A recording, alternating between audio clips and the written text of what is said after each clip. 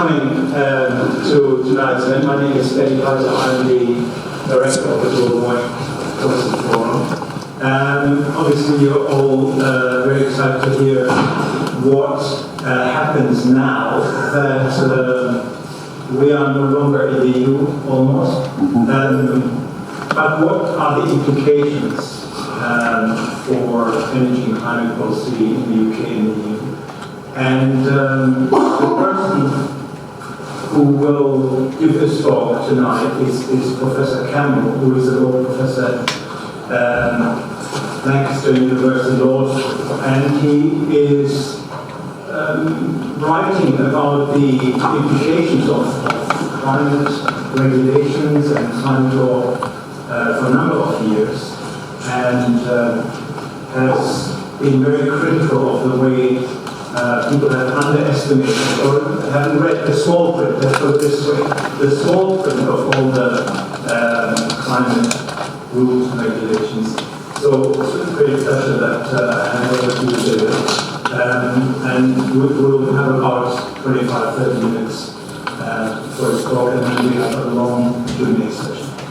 Thanks. Thank you very much indeed. Very grateful to the Global Warming Policy Foundation for making this talk possible. Thank you very much for attending, ladies and gentlemen. I make 2 points clear at the outset. I'm approaching this as a lawyer who is studying international climate change policy that has an issue with regulation. I am assuming that global warming is taking place, and I'm looking at the adequacy of the response to the problem. I'm simply bracketing the issue of climate change. I'm studying the problem as a study of the adequacy of regulation. And I'm afraid, secondly, what that means is that on this occasion, I'm going to do something which I'm very loath to do.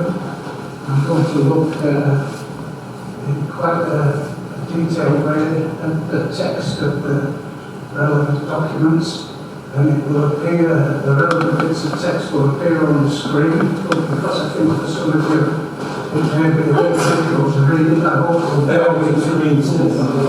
I hope you'll bear with me if I read out the relevant text as well. There's simply too much in front of you, the screen. Oh, okay. There's simply, I'm afraid, too much vague comment on this important issue, and I'm trying to show the value of a precise legal analysis of the relevant text. And then secondly, I'm afraid I'm not going to, in the talk itself, speak directly to the title, and I do apologise if I've misled people in this way. The problem is that with everything really being up in the air at the moment, it's very difficult to frame a talk with that would be enlightening. So I think it's much better if points about where the UK's policy should now go come up during the course of the discussion. And in any way, I must tell you that this is no great loss, because the point I'm going to try to make to you about the UK's policy, about the EU's policy, is that it doesn't really matter what either of them are, given the international position, because the international position makes mitigation of climate change absolutely impossible, and it has done for a quarter of a century. So if we could have the first slide.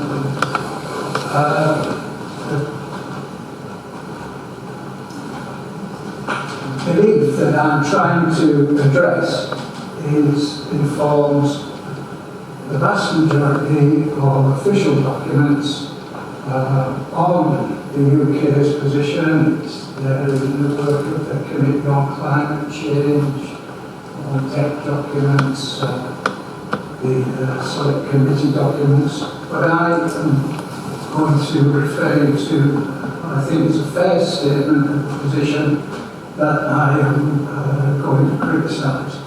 And it's set out by the anti-capitalist writer and activist Naomi Klein in a recent lecture written up in the London Review of Books.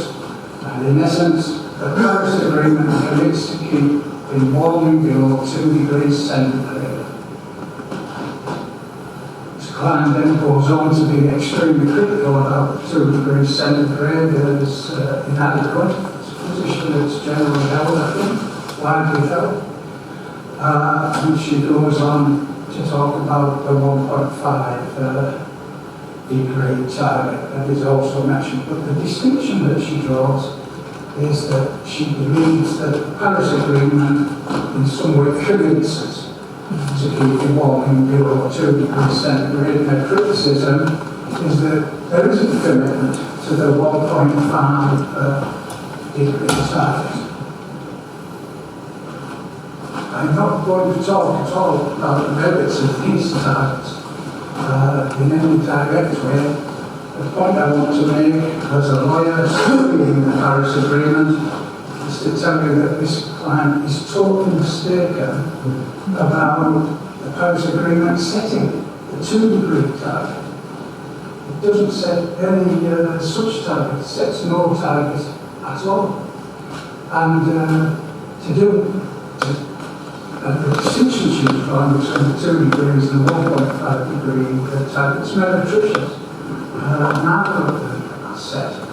And I wish to argue that for you. I must refer you to the text, of course, of the Paris Agreement. What you have in front of you now is Article 2.1 of the Paris Agreement. Let us put to one side whether the Paris Agreement will ever come into force. Let's just assume, perhaps we can talk about that after my presentation. What I'm looking at now is the text on the assumption that this is now the climate change law.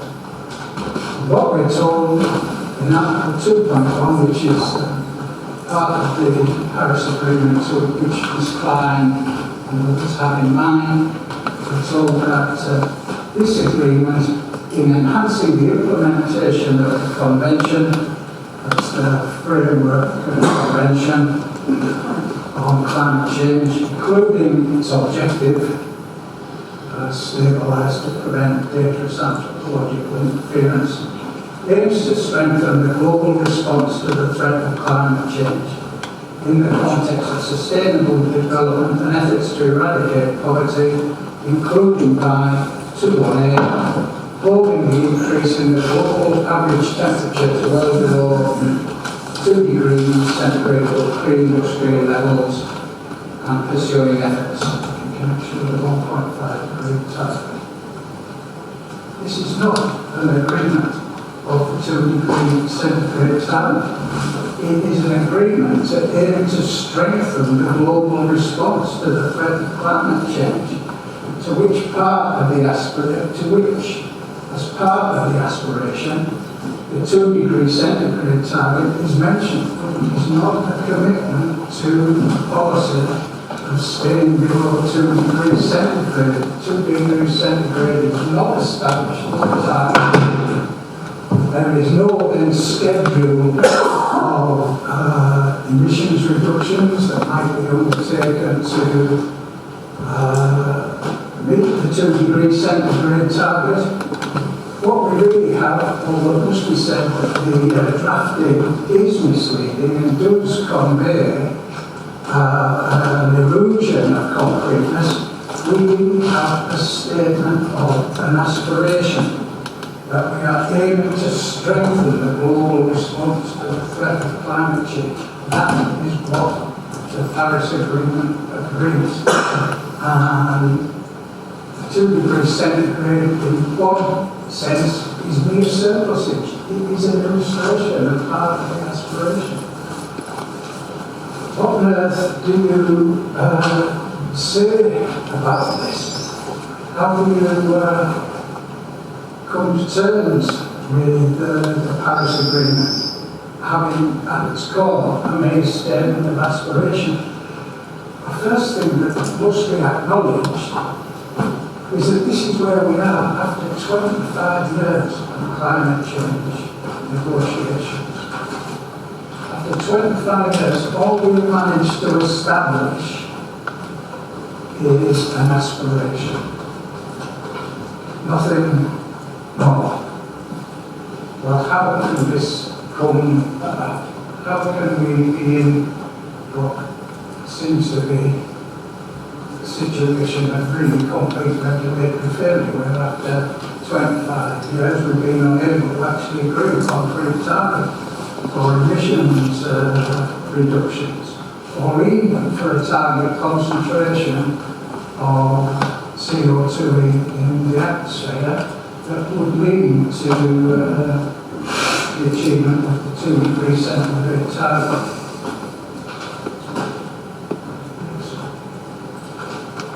What we must understand is that this, as it were, please excuse, I realise it's a sort of prejudicial vocabulary, but I can't think of a different way of putting it.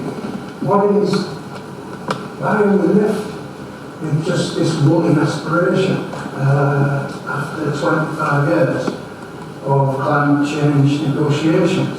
It is the result of a deliberate change in strategy by the leading lights of who are guiding climate change negotiations at the UN, in the UK, in the EU. Deliberate strategy. The person who I think you will acknowledge it is right to refer to as representing this strategy is Lord Stern. Now, Lord Stern, as with many, of course, had his fingers rather badly burned at Copenhagen, because there being no global target for emissions or target warming being possible to set that up under the previous treaty architecture. Prior to Copenhagen, Lord Stern told us, as indeed did, of course, so many others, that Copenhagen was the last chance to save the world. And the way the world was going to be saved was by agreeing a target, having it in a treaty in a legally binding fashion, and then allocating emissions reductions to the parties, to the Copenhagen Conference, so that they'd be able to undertake the necessary emissions reductions. And of course, that is absolutely what did not happen. Nothing was agreed at Copenhagen under the UN negotiating processes. The result, as you all know, was the Copenhagen Accord, which was a completely informal document cobbled together by 5 parties at the end of the conference to save the conference from utter embarrassment. It has no legal status whatsoever.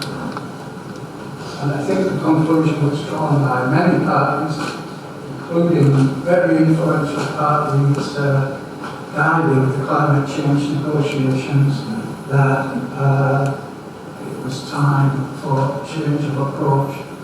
And the change of approach was set out very influentially in 2012 by Lord Stern in his Line of Robbins lectures at the LSE, written up in his book, which was to influence Paris conference, Why Are We Waiting?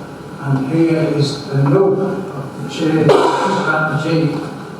Our experience of international collaboration has taught us lessons, and my own thoughts have changed over the last 5 or 6 years. We can see that looking for formal international sanctions within an agreement that has real bite may be a mistake. Lord Stern represented the change in strategy that earmarked the aspiration for a legally binding set of emissions reductions commitments from the parties to the change to the parties to the Copenhagen Conference and to climate change negotiations generally. What happened at this point? What was the change of strategy about? Well, having binding commitment, having binding emissions reductions undertakings, that formally was taken to be a condition of the mitigation policy, as indeed, in my opinion, it is. If you are going to pursue climate change mitigation, a target, a binding target, and binding emissions reductions commitments are necessary. But what Lord Stern did was, instead of abandoning the policy because of the failure to implement the necessary condition, he abandoned the necessary condition as a way of keeping going with the policy. And the policy now is based around the intended nationally determined contribution strategy.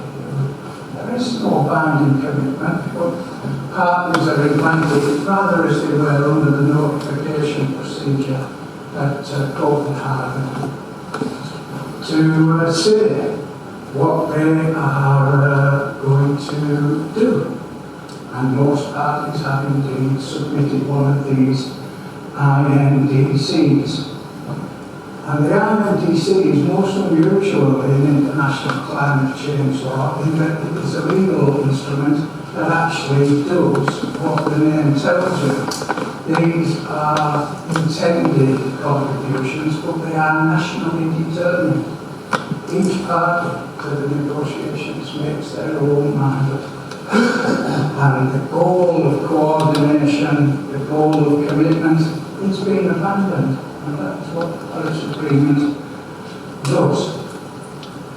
And at this point, people must, of course, make their own minds up whether they think going ahead after we have abandoned the idea of internationally coordinated binding emissions reductions targets is a good idea or not. But that is what the Paris Agreement actually does.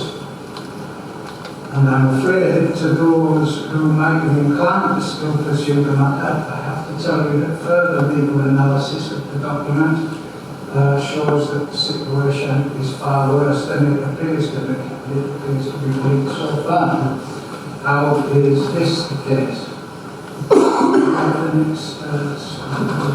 If we go back to Article 2.1 of the Paris Agreement, we have the crucial Article 2.1, which concludes by saying that whatever is done, in essence, whatever INDC is submitted, will be framed in the context of sustainable development and efforts to create poverty. And Article 2.2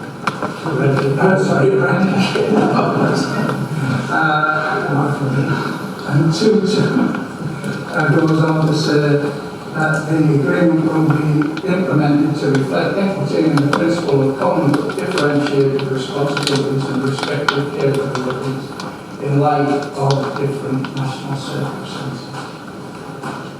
This language goes back to the Framework Convention itself, because the Framework Convention, as we all know, agreed just the vague and tautological avoidance of dangerous anthropological interference,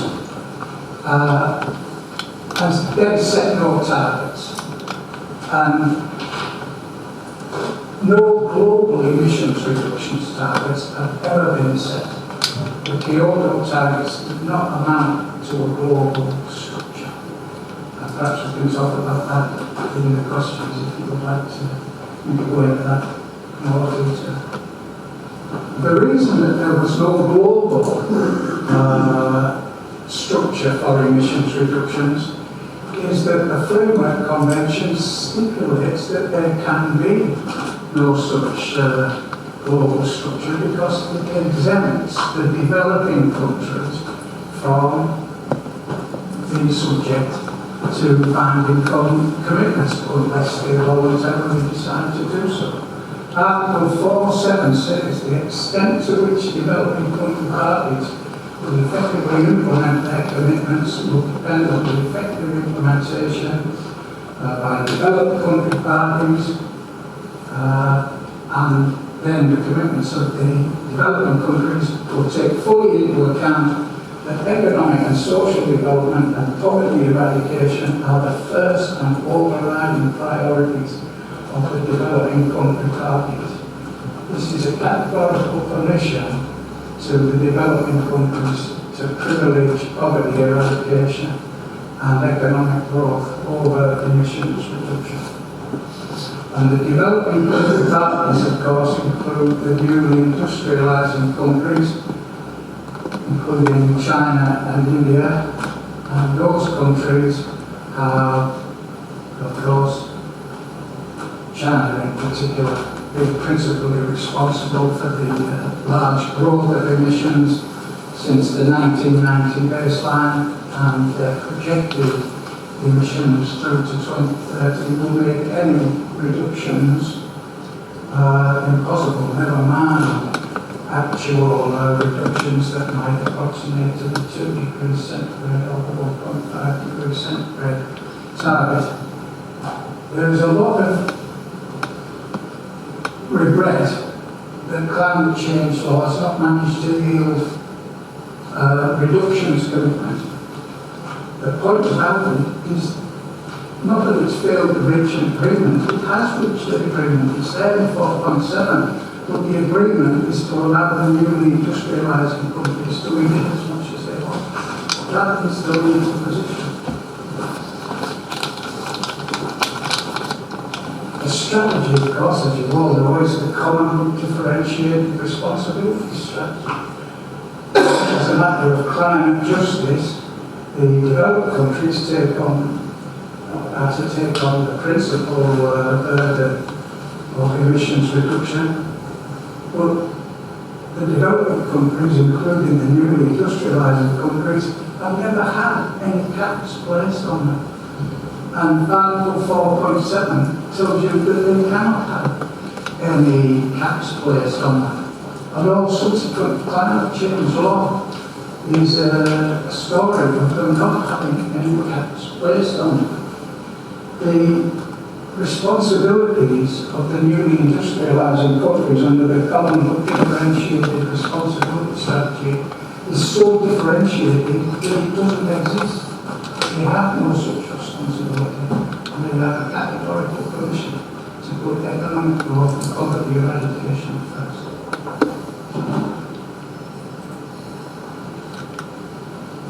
So if we look at China's intended nationally determined contribution, the core of it is, having gone through all the verbiage about that sets up and elsewhere sets up, this is all taking part under the common but differentiated responsibility strategy. We are to have the peaking of carbon dioxide emissions around 2030, certainly peaking, then lowering carbon dioxide emissions per unit of GDP by 60 to 65% at 2030, and then to increase the share of non-fossil fuels. So we just ask you to bear those in mind. We'll go on to the international position and come back to the statement by China retaliating.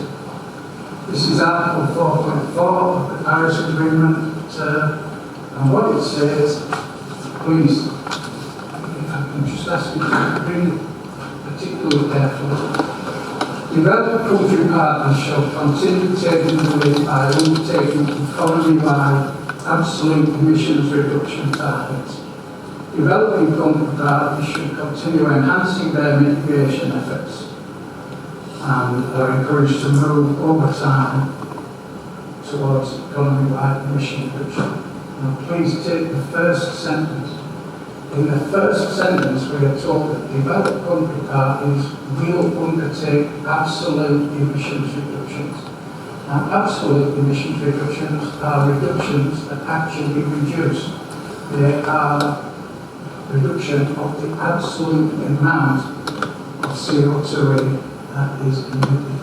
So under the Paris Agreement, the developed countries have to undertake absolute emissions reductions. That is not what is provided in the second sentence. There are no absolute emissions reductions that are going to be undertaken by the developing country parties. That is all kept for the developed countries. The efforts that will be made by the developing country parties are not absolute emissions reductions. It is badly, well, it is most confusingly drafted, but that is a categorical statement that the developing countries will not reduce their emissions in the period of 2030. They are not going to do so. And the Paris Agreement provides that that's the case. It gives a permission not to undertake absolute emissions reductions. But what will they do?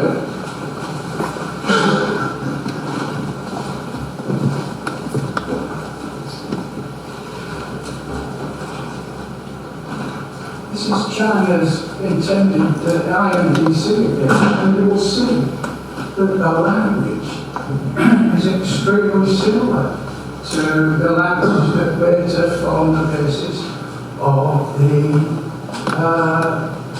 Paris Agreement. The developed countries shall undertake absolute emissions reductions by 2030, but the developing countries shall undertake diversifying enhanced mitigation actions.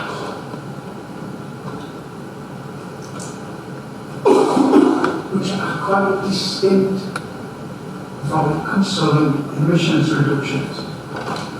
What are they? Can we go back? That's it. So, here again is China's INDC saying what it will do to achieve the peaking around 2030. That cannot mean the peaking of absolute emissions, because unless there is a technological miracle, economic growth must imply an increase in absolute emissions. China cannot be saying that 2030 it will cease economic growth. What can it be saying? Well, to be frank, I don't think it's entirely clear. Certainly not no green position and green interpretations to be reached.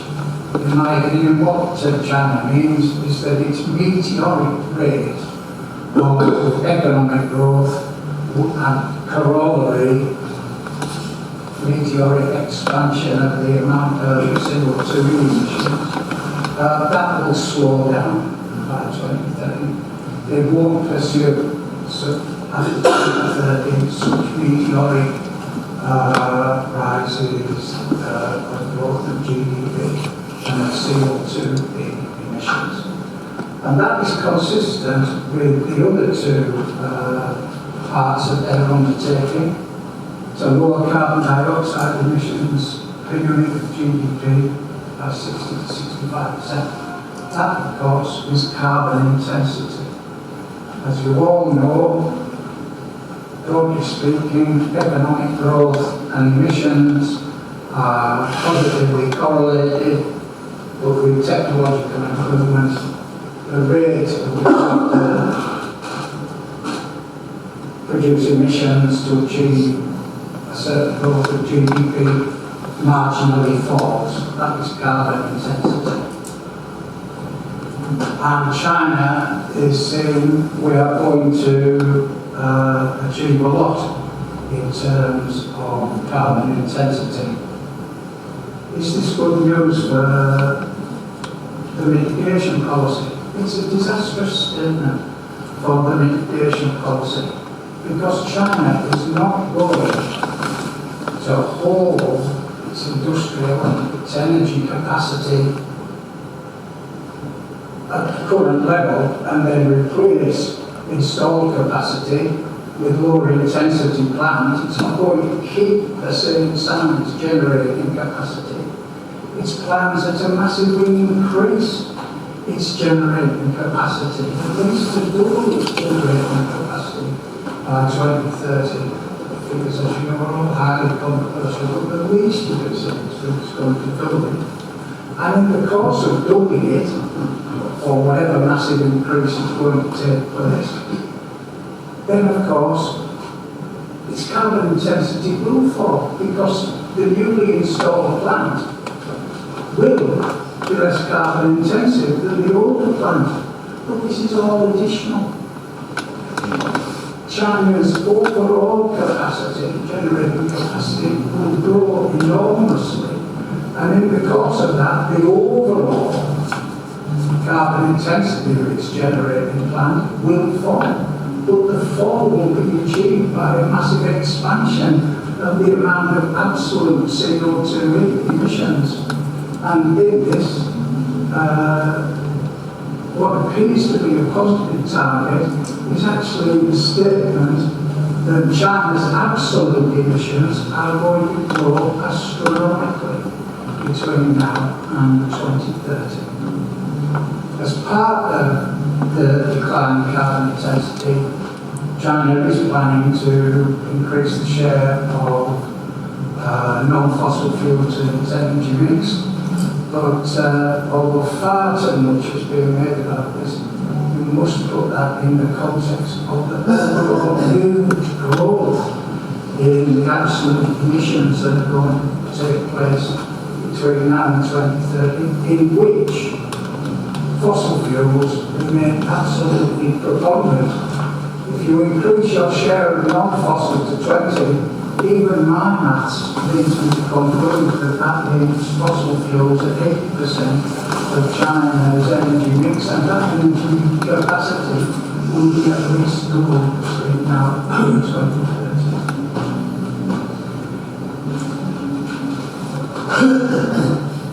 I have another part of this talk over the setting of the 2 degrees centigrade target.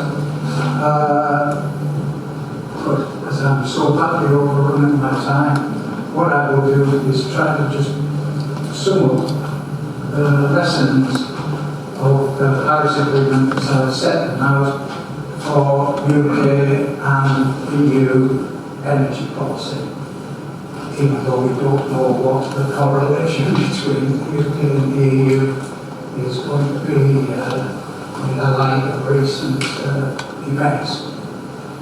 But as I said at the beginning, in one sense, my inability to tell you a great deal about the detail of what is going to happen now at the UK and EU level doesn't really matter. Because what the UK and the EU do itself doesn't matter. The UK is responsible for perhaps 2% of global emissions. If it pursues a unilateral policy of reducing its decarbonising down to nothing, as indeed there was a piece of draft legislation in this building that promises to do more or less that, it won't matter, because China and the other newly industrialising countries, with India being really a duplicate case about a decade behind, are not going to reduce their absolute emissions. And even what the European Union does, if you thought that it might come up to the corollary policy to the UK's policy of the Climate Change Act, it doesn't matter what the European Union does. Unless the newly industrialising countries can be brought in, nothing else matters. And the Paris Agreement, following on from the entire tenor of all of international climate change negotiations, from right back to the Framework Convention, gives the newly industrialising countries permission to emit as much as they want. Thank you very much.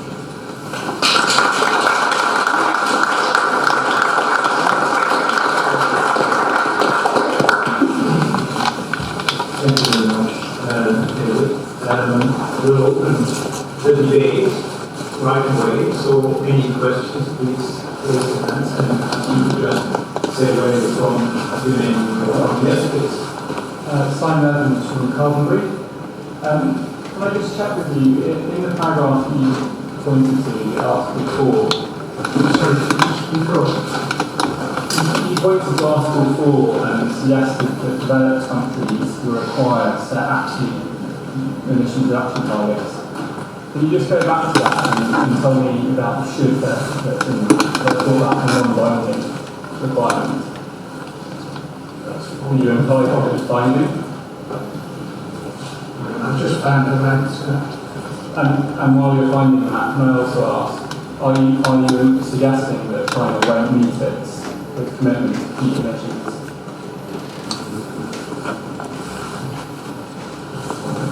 If the Paris Agreement comes into force, my understanding, my interpretation of the first sentence of Article 4.4 is that developed countries shall continue taking the lead by undertaking absolute emissions reduction targets.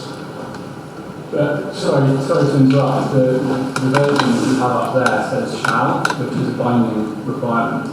But I've got I've downloaded the Paris Agreement in front of me and it says should.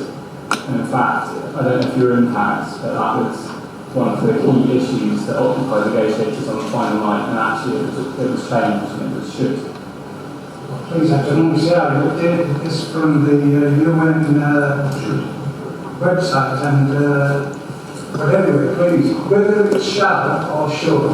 It's a crucial distinction. It's the difference between legally binding and not legally binding. Whatever it is, even if as much turns on the word as you are arguing. Well, that's why it's so negotiations hours and point out the past negotiations, because it was a really important word. Even if, well, what would you think is the most positive situation? If the most positive situation is that the developed countries must undertake these reductions, this will not really matter to the situation about global emissions reductions, because it's beyond the capacity of the developed countries to reduce their emissions if the newly industrialising countries are not going to make any absolute emissions reductions that can possibly achieve, well, they won't achieve any actual reductions of emissions, never mind meet the 2 degree centigrade target. So even if you interpreted this in the strongest possible ways, placing a burden on the developed countries, it could not amount to a regime of global emissions reductions. Please, I don't want to argue about the particular word, but I think you're using the UNFCCC website, and this is the text from the treaty as it's lodged with the Director General. But anyway, please, I don't think it really matters. And I'm sorry, what was the second part of your question? It was just a question as to whether you basically said that China wouldn't meet its national determined contribution of peaking emissions by 2030. Well, I think it could meet its peaking emissions target, depending on what you mean by peaking emissions. It cannot be. Well, China has not undertaken any absolute emissions reductions, categorically doesn't do so in its INDC, as taken on in the Paris Agreement. So it means in 2030, we look for some way of peaking that doesn't mean cessation of growth of absolute emissions. Because if China ceases the growth of absolute emissions in 2030, it gives up economic growth. It's an unreasonable interpretation of its intentions to think it will do that. And so the peaking will be a peaking in the rate of economic growth. It will not be a peak of the amount of absolute emissions that China is going to But I think the word is very clear that it would be a peak in the actual emissions. There's others interpreting it differently and saying you don't believe it will meet that commitment. I don't believe he has that commitment at all. I think it's very clear and widely understood as that. I'd like to probe the disconnect between the 1.5 and 2 degrees C and the actual amount of CO2 in the atmosphere. If we go back to the beginning of the Industrial Revolution, it's claimed, I don't believe myself, it's claimed that we were at 280 parts per million. We're now about 400. In that period, we've seen an increase in global temperatures of about 0.75 degrees centigrade. Now, there seems to be no possibility that we'll double the amount of CO2 in a reasonable time. Even if anthropogenic emissions were responsible for that increase in CO2, which I personally doubt. So, to have a target of 1.5 means that we should not need to worry about it. Because how much CO2 do you have to emit for a further doubling of temperature? This relates that back to sensitivity, which has been discussed ad nauseam. But what I'm interested in is why the 1.5 and the 2 degree targets were chosen. I have my suspicions, but the reality is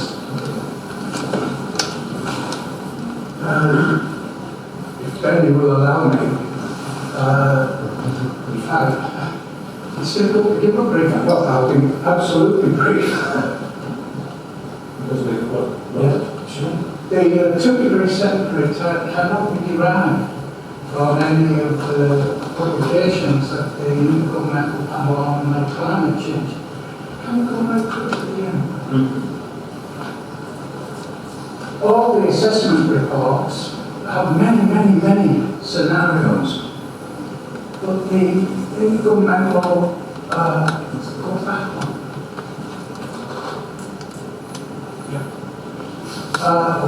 Go back and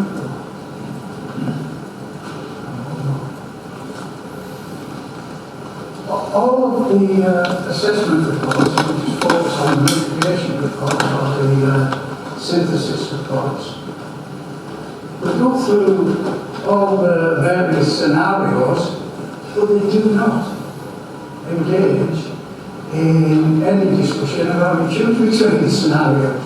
This is the second assessment report.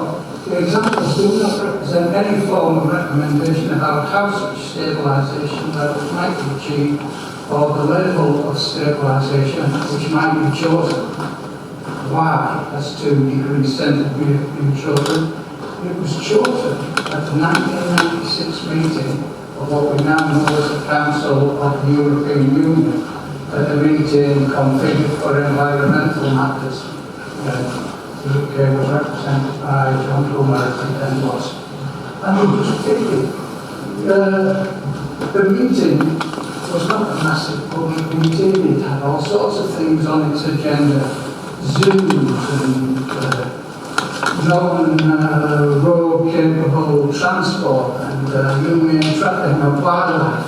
But that is where the 2 degree centigrade target was adopted, and it has been reflexively adopted in all the subsequent documents, both at the EU and at the UN. There has been no argument at all for the 2 degrees centigrade at an official level. I'm afraid people will find it stretches credulity. But the 2 degree centigrade level was chosen at a meeting of environmental ministers in a couple of paragraphs with no justification whatsoever, and it has never received an official justification subsequently. Can we go right to the end? And so when you turn to the assessment reports, now if we go to the most recent assessment report, and you're asking, why is the 2 degrees centigrade level? Well, the International Panel tell us that a series of high-level political events have sought to create clarity about what framework convention means in practice. They are referring to the meeting of the Council of the European Union and subsequent being taken up in other political forums. And this assessment report itself goes on to say, readers should know that each major IPCC assessment has examined the various scenarios, but has left political processes to make decisions on which thresholds may be appropriate. That is the position. I offer an alternative. It's a very quick one. But if you look at the Roman Walker, a target of 2 degrees means that you can argue your policy is working because it won't be reached. And therefore policy was effective. And isn't a simple explanation is that the group of nations, something like 30 of them, they are small islands. And in order to get them to sign up, they were forward. This was thrown in as a Please, the diplomatic history is extraordinary. But the point, that may in fact have something to it. But I think it also has to be said that the UK and the EU were extremely anxious to give some impetus to UN negotiations that even then, under the Berlin Mandate, they thought were failing and coming to nothing. And they seized on the 2 degrees centigrade target as a political focus for subsequent action. From what was agreed in climate change law, which was avoidance of dangerous anthropogenic interference, which means nothing, to the 2 degrees centigrade target, which at least people can organise around, that was a political action. The Council of Environment Ministers in 1996, which has never been publicly justified. Professor Campbell, I'm a simple humble engineer and not a lawyer. I understand that what you're basically arguing is that the entire agreement is, in legal terms, a nullity. Even worse, it gives a permission for absolute emissions. But from an engineer's point of view, I'm curious about 2 degrees, because it says, as I've read it, it's 2 degrees above pre-industrial levels. At what point is this pre-industrial level to be? Is it Holocene?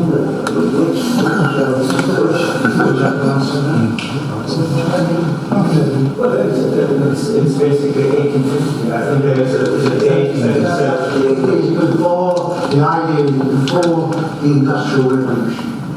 No further back than that. And also there are no reliable statistics or figures. I mean, part of the reason why this was celebrated by a lot of people is that because there are no legally binding targets for CO2 emission maximum reductions, people think that, well, if this 2 degree target or even the 1.5 degree target is mentioned, that forces the countries to cut emissions, which is, of course, as we know, nonsense. We know that at least until 2030 emissions will rise rapidly, and so I think the problem people face is that governments are doing so global warming. We've got the Paris Agreement, and that was the aim of all governments, to get this off the table and shift to more important issues. But the reality is every year CO2 emissions will rise, and people will say, well, I thought we've solved this. How come that they are isn't and right in the past? So this discrepancy will just be manifest on a yearly basis, but people seem to be shrugging their shoulders because they don't care that much anymore. My name is I wonder if the issue of the sanctions that Lord Stern was bringing about and the binding agreement is have just been kicked in the long grass, and maybe it's just dormant, because the conference of parties are still going. So this could be something that later on might come back and haunt us again, right? But everything is in there to decide. The strategy that really was to be crystallised at Copenhagen has been abandoned by those who are leading climate change, international climate change policy now. That INDC strategy it just is. It tells what your nationally determined contribution will be.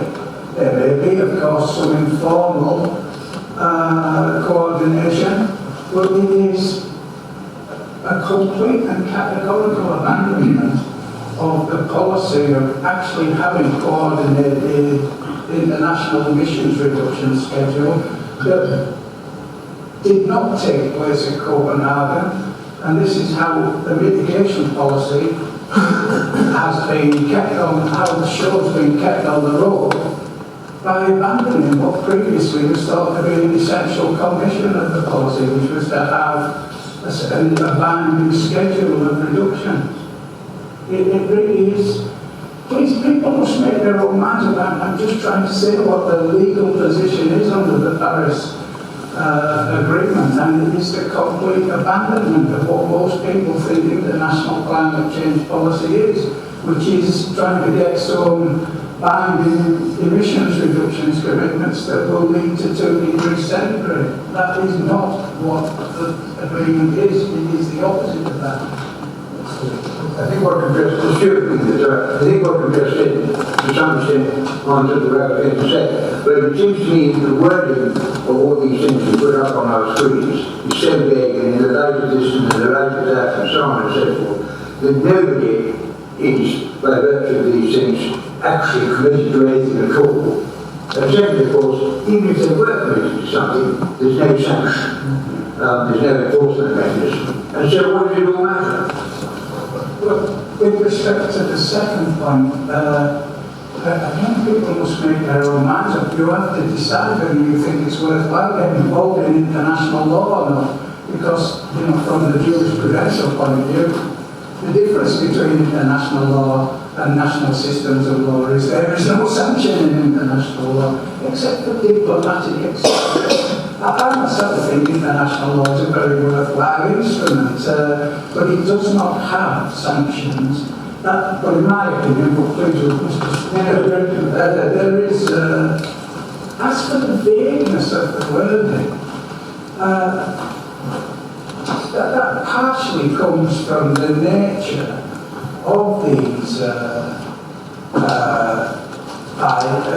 multilateral treaties, which are very, very difficult to agree to get, and the diplomatic history of the pain and torture that went into Copenhagen and went into Rio de Janeiro and Kyoto is terrifying. And in essence, Article 4.7 of the Framework Convention, which in my interpretation gives the industrializing countries complete permission to read as much as they want.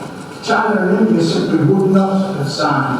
They would not have signed up if that was not, that is the diplomatic, that is the clear diplomatic history. They would not have signed up unless 4.7 or words to the effect of 4.7 was in the treaty. And they have never had a cap placed on them. The Kyoto caps were entirely directed, as you know, at the developing countries. The developed countries, the developing countries have never been capped. Jeremy Nicholson from the Energy Intensive Users Group. Thanks for taking us through some arcane details, which are non-long I hadn't appreciated, even more complicated. For the record, energy intensive industries don't quibble with the case, the moral case for decarbonisation, but we are concerned about the unilateral element of it, whether it's a UK or an EU level. And I think you've explained that we still have effectively common but differentiated responsibilities in all that name, and that means there's going to be differential burdens. And that provides incentive to relocate manufacturing emissions rather than reduce them. With that in mind, I'm intrigued by the view from some environmentalists that China is some kind of green paragon in the process of teaching us all a lesson on emissions reduction. I have to say it doesn't seem that way to my colleagues in the steel industry, leaving aside the climate costs that they're bearing here, which are only part of our problems, we have gross excess world capacity in steelmaking at the moment. So not only do Chinese steelmakers not face the carbon costs of their emissions, the subsidies effectively mean they've got a negative carbon cost for steelmaking. And that, to me, I think is rather more important than the warm words from the Chinese government. It's their deeds we should be judging them by other words.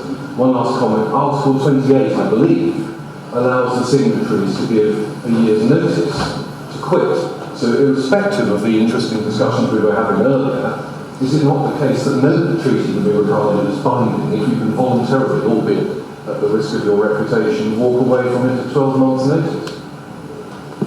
The pressures to conform to international treaties are diplomatic.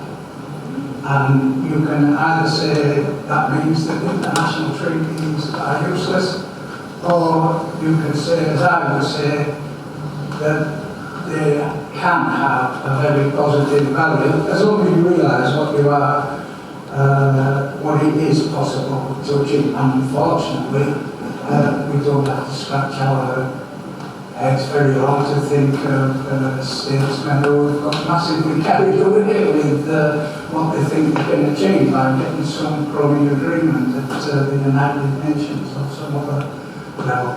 But the point, if I may add, to really about, let's say that the UK adopts a very tough procedure, and in essence this leads to offshoring or some energy intensive activity to China. What is the point? If the activity takes place, the emissions will take place in China. All emissions anywhere in the world contribute to the global concentration of CO2. So the expense is utterly fruitless unless the activity is killed stone dead and it doesn't take place anywhere in the world. Nothing at all is achieved for the mitigation policy. If what happens is the activity is moved to another country, there is no gain for the policy, no matter how much pain is suffered in the country where the activity ceases, so that it can take place somewhere else. Yeah, Martin Fry, President of the Energy Services and Technology Association. I mean, the Paris Agreement was presented as a major achievement in terms of moving things forward with climate change. What I've learned tonight, it has no real binding authority at all. I'm just curious, there's been no public debate about all this. It just came out and wow, it was great. And nothing's really, there's been no response to that. I'm curious that the debate going tonight is not how much more publicity. Well, please, we're getting beyond my area of expertise. I can't actually tell you what the thing does. Well, that's how others in your position in other countries who have the same. But to be frank, I mean, the academia is as dominated by, what can I say, pro-climate change opinion as educated public opinion generally. You do, I'm afraid, and I would defer to actually probably everybody in this room, you do have to ask why the government is so terribly badly misrepresenting the position. And I would have to say that the main culprit is the Committee on Climate Change, which in its coward push reviews has simply given outrageously misleading advice about what as the prospects for international agreements, and it's done so. It's not simple to be frank about the Paris agreement, but when it's talking about previous so-called agreements, principally the Copenhagen Accord, they've given a massive misleading. I'm sorry to have to say, but they've given an outrage. If it was private advice given to a private party, it would be negligent.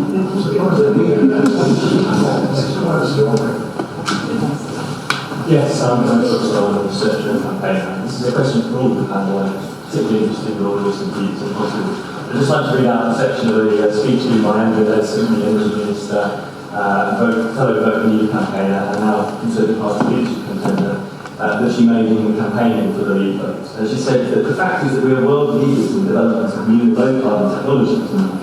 Not only that, but our emissions reduction ambitions set out in our own UK Climate Change Act of 2011 for world leading. So let me be very clear. Absolutely none of this is threatened by the UK voting to leave the EU on June 23rd. I wonder if you think it is threatened. Well, I'll answer that. I think that it is absolutely right that leaving the European Union still leaves us lumbered with the Climate Change Act. And Jeremy Nicholson was absolutely right that the problem is, of course, as Professor Campbell has pointed out, none of the Paris Agreement is legally binding. The Paris Agreement was a great PR exercise. What happened was Copenhagen was a PR disaster, and Paris they were determined to have a PR success. And it was handled very cleverly in French, particularly with the host nation, was a great PR success, and it was a PR success. But as Professor Campbell has pointed out, it doesn't stand up at all to scrutiny. And there's one test that any of you can under the American Constitution, any agreement, international agreement, which is legally binding, has to be ratified by Congress. And this agreement was considered by the American government not to be legally binding. So they haven't gone to the Congress. And they have gone to Congress, of course, because they knew that it would never pass. But that is a clear demonstration that it isn't legally binding. But there remains the problem for, to some extent, the European Union example, which has a commitment which is legally binding for the European Union as a whole, but not legally binding for each individual country. So that causes a bit of a problem. But we are in a far worse position. I blame the European Union for a lot of stupid things. But the Climate Change Act in that area is far stupider. It's got nothing to do with the European Union. It's something we unilaterally do. But I do think that leaving the European Union, to answer your question correctly, is likely to lead to a reconsideration of our unilateral climate policy. And that might lead to some sense, because at the moment it is a huge, massive, self-inflicted wound to no good as far as global emissions. So you won't be back in Andrew Ledson's? I will decide what I'm going to do. I'm not going to announce it this evening. Michael Kelly, I'm Minister of Cambridge. I want to come with this whole issue from a completely different tack. Over the last 20 years, according to the World Bank, 1.5 billion people have been lifted out of grinding poverty, so that the population of people that they call middle class is now 3 billion. And their definition of middle class says nothing about electronics or cars or anything. It says you live in a home with running water and electricity. Now, the World Bank's best prediction is that that rate is going to continue over the next 20 years. And the number of people who will be in the middle class in 2035 will not be 3 billion now, but by 5. You can explain the 40% total increase in world demand for energy, 86% of which has been provided by fossil fuels over the last 20 years. If you make the assumption that somebody living in a house with running water and electricity uses 3 times as much energy per person per day as somebody living in a slum, and you can do back an envelope calculation, that's not too bad. So we have a clear statement that the world demand for energy over the next 20 years will go up by 40% unless we bring to a grinding halt the evolution of people out of grinding poverty. Now I regard that as far more immoral than any of the things we should be doing to try and mitigate. And the idea that the Green Party and the EU have passed legislation that no aid program to Africa is to involve any fossil fuels, I regard as deeply simple. Coming back to the facts, if you don't mind, that I think because there's such controversy about, for example, Chinese energy statistics. Can I just a minute? The total growth of each of the last 12 years of the carbon emissions from China, the growth each year is greater than the total emissions from the United Kingdom in each of the last 12 years. The facts that I think are not controversial are this: if you just take China, since 1979, China has had this wonderful achievement in poverty eradication. But China's population is 1.3 billion. That is 1 billion more than the United States, almost 1 billion more than the EU. People are relatively rich in China, in the coastal cities very largely. The massive hinterland still has 1 million people on $5 a day. 1 billion people, sorry, $500 million on $2.50 a day. China's target is to make those people moderately prosperous. This can't, please, we didn't get into the intricacies of complicated energy output statistics in China. Unless China has an economic catastrophe or there is a technological miracle, its basic target will make emissions reduction absolutely impossible. And India is a duplicate case 10 years down the line. Those are just the fundamental facts of international climate change policy that I'm sorry to say I do not believe. They're simple facts. They're uncontrovertible and they are not generally taken on board. My name's Max Bliss. I'm a researcher and campaigner. I'm interested to know how long should the hiatus, the global warming pause, last before all policy should be rethought? Because it seems to be quite a long, it's dragging out, it's quite long now, but the politics is pushing forward. One of the things we've been mentioning is about mitigation. The Paris Agreement didn't talk about the mitigation, the techniques, one being carbon dioxide removal and the other one being geoengineering. And I haven't heard any mention of geoengineering, solar radiation management, marine cloud brightening, changing the albedo of the ocean and different ideas. And all of these are being researched quite intensively and have been for many, many years. In fact, controlling the weather and climate has been the goal of many, many big players like the US, for example, and they have done an incredible amount of work that one might even suggest that they are capable of already controlling the weather and climate. So what's your question?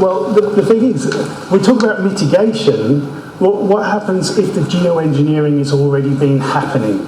And it's been happening for many years. And it's been creating extremes of weather that is falsely blamed on CO2.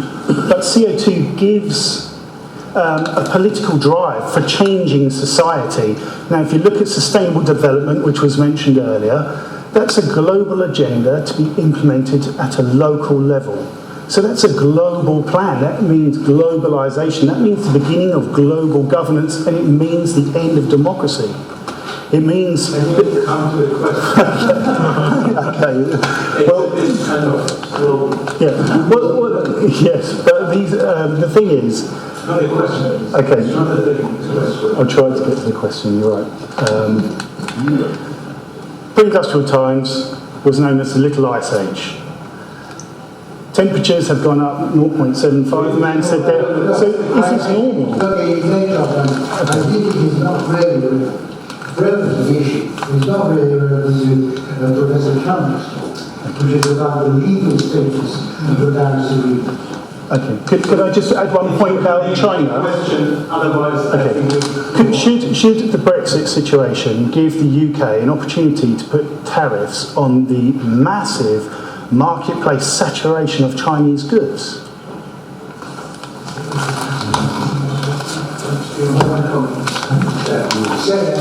think it's unfair to ask Professor Campbell about that, but I'm sure that we're going to have a new government in this country. year, quite soon, and the new government will either review a number of issues which this will be one. I can't tell you what the outcome is, and I think the review is blank. Professor Robertson, background in mining industry, long-time supporter of global warming policy foundation. I'd like to congratulate our speaker on speaking plain English, which is sometimes hard for a lawyer to do. But if you dare to tell us in equally plain English, what was the reaction, and I probably leave Peter to the various rivals, what was the reaction of the members of the Committee on Energy and Climate Change Committee, whatever they call themselves, for your admirably presented evidence in here in this piece of paper? What was their reaction?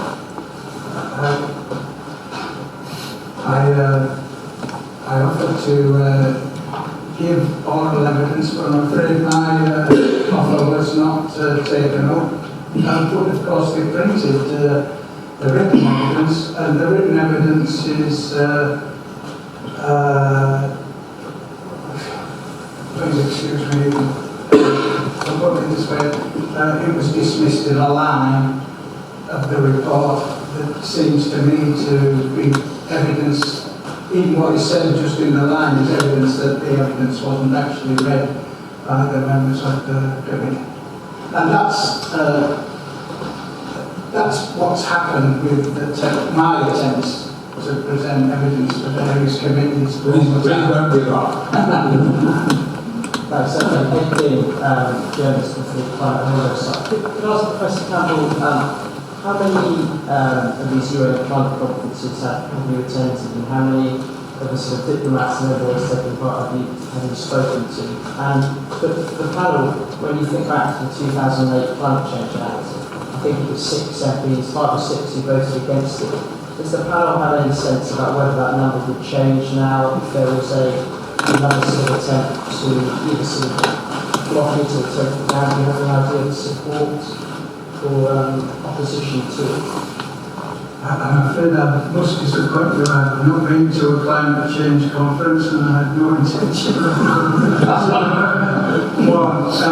my learning is all second-hand from the study of the documents, and I would have to say considerable reading at the secondary literature, particularly the diplomatic literature. And do you mind if I ask what was them again to say what the prospects and the political prospects? So the question obviously on everyone's mind is what's going to happen to UK climate policy now. We will have a new government. Will that government be more climate skeptical? No, it won't. Will it abolish the Climate Change Act? No, it won't. Will there be a majority in Parliament abolish the Climate Change Act? No, it won't. They won't. So it will be business as usual, I have no doubt, until such time that the economy is going to struggle. And Tata is going to decide not to continue or only to continue the government jobs, hundreds of millions. Every company that uses energy will have to have huge subsidies just to survive in this country, because energy prices are going to rise. That's through the Daily Control Framework, which is now, I think, roughly 4 billion per year, is going to double by 2020 to 8 billion. So energy prices will rise at a time when they should actually drop, but they will rise partly policy driven, and at some point Tata is just a taste of what's going to happen if other companies and industries are beginning to struggle and households are beginning to be worried again about energy costs. At some point there will be a reassessment of whether going it alone and going so much more radical than anyone else in the world makes sense. I have no doubt about that. How long that will take, no one knows. What is clear is that it will become even more difficult for the EU, now that the UK has decided to leave, to actually adopt their targets, because the UK has in the past done a lot of heavy lifting, particularly on CO2 emission commitments, but also on renewable energy. If and when the UK leaves the EU, the other EU member states will have, we've calculated, an additional burden per member state of around 6% on top of their. And so there is a chance, in my view, that the EU will not even agree legally binding CO2 emissions for 2030 at the member state level. So they are likely to do the same trick they did with the renewable energy, where they said, yes, we have a target for 2030 for renewable energy, but it's only at the EU levels, which means every nation state, every member state can do what they want, essentially, because a binding target at the EU level is meaningless unless you split it up into so there is a realistic chance that the EU will not agree a burden-sharing agreement now that the UK has decided to leave, because it forces others to adopt much more stringent targets. And parties will already say, look, neither Americans nor the Chinese nor the Indians have legally binding targets. We are back to almost Kyoto type situation where only the EU has legally binding targets. And so there is a good chance that the EU actually will backtrack. And you can see already developments in Germany, in Poland, in Denmark, rolling back policies that were very prominent just a few years back. So there is and also you have to remember this populist reawakening that we've seen in Britain is happening all over Europe. And most of these populist parties, whether they're left or right, tend to be also very critical of this green agenda, which they think is just kind of good for the middle class people, basically. Yes, please. My name is Dr. Warren. I'm a journalist from the U.S. And I wanted to ask about Donald Trump.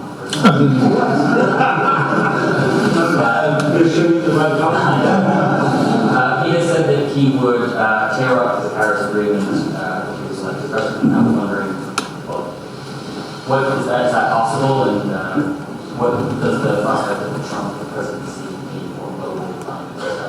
Well, if there was a President Trump and he did not wish to ratify the Paris Agreement, nothing can compel the United States to ratify it if it doesn't want to do so. That's a political question for the United States. But the rather strange condition for coming into force of the Paris Agreement is that 55 countries must ratify it, and the countries that ratify it must be responsible for 55% of global emissions. It's very hard. It's not impossible, but I think it's extremely hard to conceive of getting 55% of emissions if the United States does not ratify. And so I'm afraid that the prospects for the Paris Agreement coming into force seem glum even if there's a President Clinton, because as Lord Lawson says, it's Article 2 of the US Constitution. The Senate must agree to consent to ratification of the treaty by 2/3 majority. Well, unless there's an absolute coup of Republican senators in the coming elections, I personally can't myself see how President Clinton is going to get that majority in the first term. So I'm afraid it's not mathematically impossible, but politically I think it's extremely unlikely that the Paris Agreement will come into force because of America's position. Sorry, could you speak up? Sorry, my name's India Bork from the New Statesman.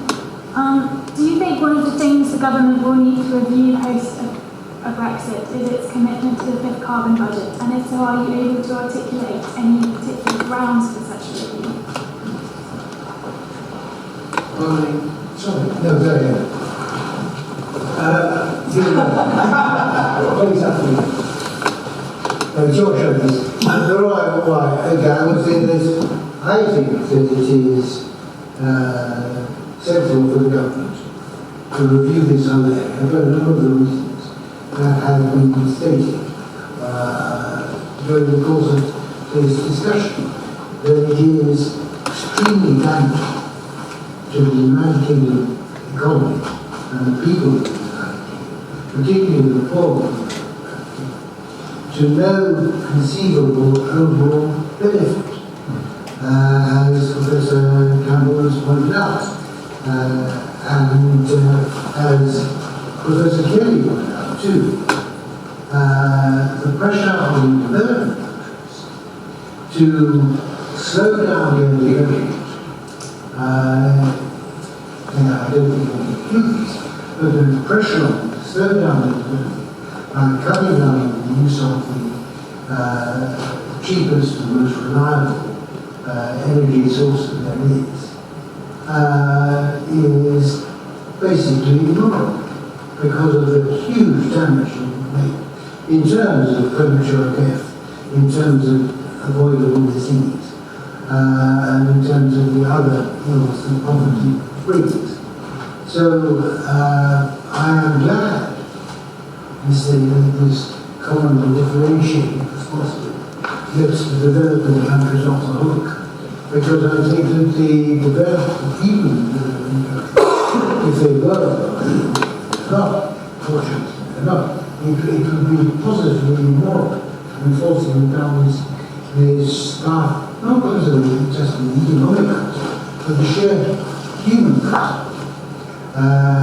But no, they're not going down that road. The United Kingdom, to some extent, the European Union, I do believe that there will be a review in following the Brexit shock, partly by the new government in this country, which will review the policies. What the outcome is, I don't know. Nobody knows. I don't think there will be a dramatic change, but there may be first signs of change. I would hope so. And certainly, if anything, even more in the rest of the European Union. Finally, in answer to the question about President Trump, if he does become president, he wants to be elected. And the reason he is saying what he says is he knows that this policy is extremely unpopular in the United States among the mass of the American population. Of course, in academia, there is a different view in America. Among the mass of the American population, all the opinion polls show that this is hugely unpopular. So it's understandable why he's saying what he says. If I could just add to the specific question about the Committee on Climate Change. In the carbon budget reviews, the Committee on Climate Change is charged to consider European and international circumstances.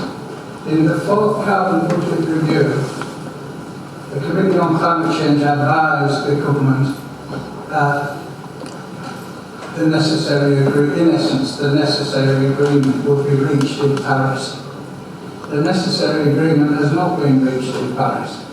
And in my view, it is actually incumbent, it's a statutory duty of the Committee on Climate Change to revisit its position, in my opinion, and it has not done so in the fifth climate budget or on the advice that it has given to the government. And I feel the Committee on Climate Change is obliged to revisit the international circumstances in which the nuclear policy is being developed, because it is grossly misunderstood, those circumstances, in the advice that was given to the government. Thank you very much. I think we must now draw this meeting to a close. I'm grateful to all of you for coming, and above all, I'm grateful to Professor Campbell for giving me his talk. I know that some of you have made some discussion. I know that some of you may be disappointed to use rather narrowly defined to the legal dimension. The legal dimension is important, and it is not discussed sufficiently and not understood sufficiently. And I think we've great benefit of a very clear exposition this evening. So thank you very much.